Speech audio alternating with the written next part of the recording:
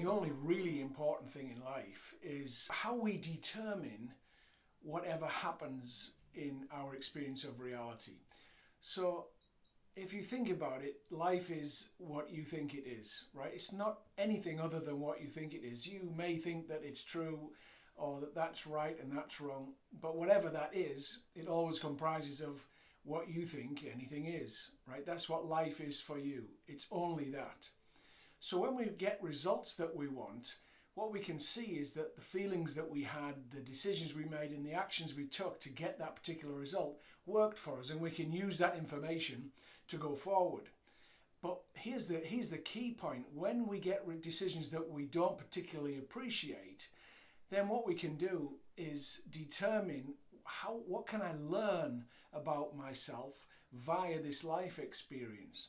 Now, what the ego part of me wants to do is say, there's something wrong with you, you should have done this, you should have done that, and it goes into judgment of me because it has a particular ideal of how I should be according to what I've learned about life. But it's so irrelevant. It's so irrelevant. The only thing that's important is what I make anything mean, because I'm the only thing happening, and the only thing life ever is what I think it is, or what I say it is to myself.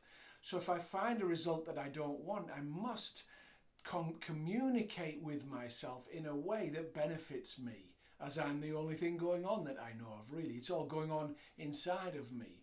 So I look and I say, who am I with having this experience? What can I learn about myself? What are my beliefs? Did I sabotage anything? What actions did I take that haven't worked? How can I love me in this situation? What can I learn about myself in this situation? It's imperative that we take the judgments off, right? So when it doesn't go the way we want it, the first thing to do is to take off the judgment. We must take it off and say, it's okay, buddy. It's okay. I must say to myself, it's okay. Get to reverence and forgiveness and love of myself being where I am, because I'm the only one experiencing me. So if I can't put a loving experience inside of me, that's because of me. And if I decide to judge me harshly and criticize myself harshly, I'm the one who suffers from that. I'm the one who gets to feel all of that terrible emotion because of the way I'm talking to myself. So I've got to go beyond the ego and talk to myself in a loving way, an appreciative way, and a way that is very forgiving and understanding. You see, my unconscious always has my back. It's always putting me in situations and events around me to make sure that I learn what I came here to learn, and to make sure that I move toward balance and harmony and abundance, right? So if I realize that my unconscious has always got my back, it's always working for me, and that every challenge that ever comes is only ever to help me, then I'm changing my perception. I take off the judgment and I say, okay, let me learn about myself having this experience where he says you're a failure, you idiot, blah, blah, blah, blah, all of that stuff. Well, she, the feminine part of us, the hard part, she knows that it's just a journey. It's a journey of expansion.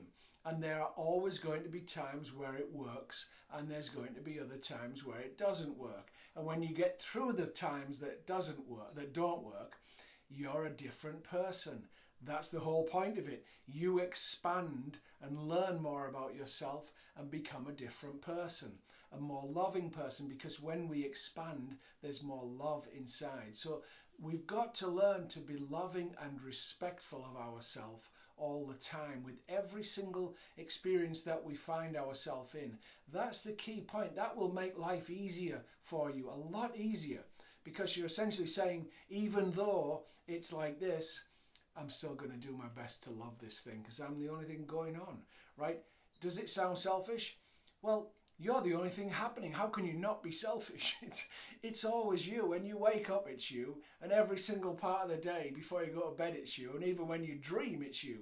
It's always you. It's never not you, right? There's nothing going on apart from you that you know of. You have experiences of people and things and situations outside of you.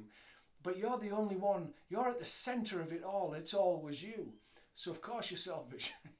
You've got to be. But look, if your selfishness is to bring more love and harmony into yourself, of course what happens is you will share that love and harmony, because that's what love and harmony does. Have an absolutely fantastic day today when you watch this. Look forward to talking to you next time, and hopefully I won't be bending my neck so much next time. Take care. Thank you.